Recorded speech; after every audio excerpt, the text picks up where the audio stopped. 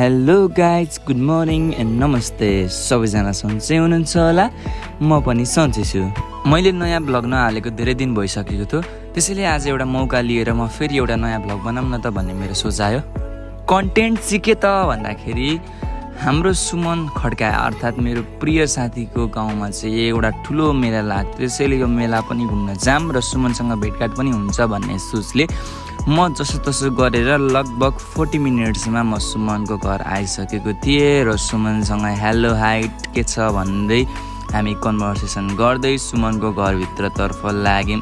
त्यसपछि सुमनको घर आउने बित्तिकै हामीलाई मेजबान गरेको देखेर म मात्र नभएर मेरो साथी रोमन पनि एकदम खुसी भयो। अब हामी बाहिर निक्लेर चरक भरक गर्दै थियौँ, पुरा मेला जानको तयारी गर्दै थियौँ। जम्मा हामी मेला जाने 3 जना, रोमन, सुमन अनि इट्स मी सरोज रेग्मी।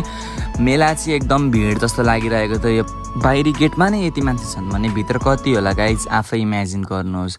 जब म त्यहाँ छिर्दै थिएँ त्यसपछि म एकदम एमेज्ड भएँ क्या, मेलामा पनि यति धेरै मान्छे आउँदो रहेछन् भनेर। सायद हाम्रो गाउँमा त्यति ठुलो मेला लाग्दैन थियो होला, त्यसकारण चाहिँ मलाई एकदम मनबाट नि एकदम खुसी भएको थियो। यो मेला हो कि यो मान्छेको भेला हो भन्ने कुरामा चाहिँ म एकदम कन्फ्युजन भएको गाइज।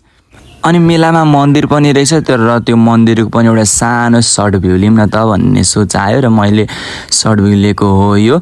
अनि हामीलाई सुमनले पनि त्यो मन्दिरको बारेमा केही कुरा सिकाउँदै थियो र यहाँ मान्छेको चाप देखेर चाहिँ म सधैँ कुल हुने मान्छे एक्कासी हट भयो होइन। अब यो चाहिँ गाइज तपाईँहरूलाई पनि म सजेसन दिन्छु, यस्तो गर्मी भएको थियो नि, अनि त्यसैले हामीले चाहिँ एउटा चिसो पानी अनि जुलबी सुलबी लिएर हामी एक ठाउँमा बस्यौँ। तर त्यहाँ अनम्यानेज थियो क्या, एकदम पोल्युसन जतापाति वेस्ट मेटेरियलहरू फालेको, जुन यो चाहिँ हाम्रो गभर्मेन्ट नभएर एउटा स्थानीय सरकारले चाहिँ राम्रोसँग यसलाई ध्यान दिने हो भने यो ठाउँ चाहिँ पर्यटकको लागि पनि दामी हुन्छ।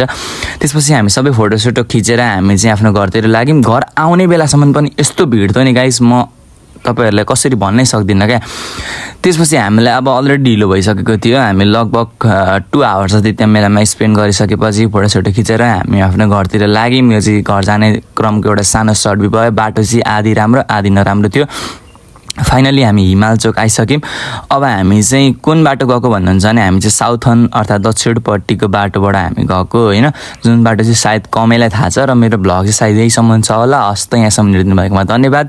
Have a good day, love you, please like and subscribe and share the video. Coffee पीवाएंगे? मन्ने चाय पसंद है।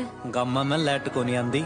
तारा की छाम पसंद है। बिस्तरे मखमल के नहीं मिलते। सराहने की जगह तेरी बात पसंद है। चाल चंडीगढ़ घुमा लियाऊं। चंडीगढ़ में तो बहुत रैली, मन्ने तेरा गांव पसंद है।